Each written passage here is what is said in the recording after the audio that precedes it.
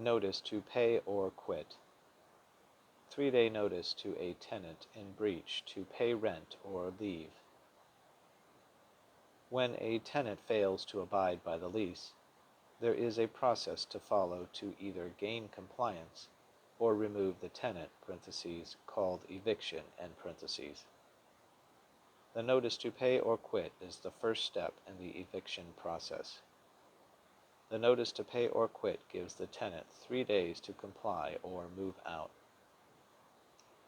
If the tenant does neither, the next step is to file an unlawful detainer action (also called an action in ejectment). The unlawful detainer action is simply a form filed with the municipal court. For an extra fee, this form can be served on the tenant by the service provider of the court, which is typically the sheriff. After the tenant is served, the tenant has 5 days to move out or respond to the court. If the tenant fails to do this, then the next step is to go back to the court and ask for a writ of possession, which the judge will grant given no response from the tenant.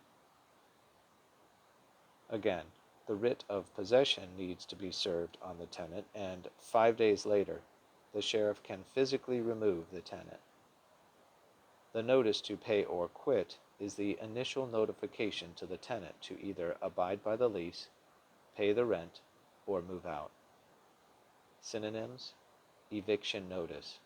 Related words: eviction.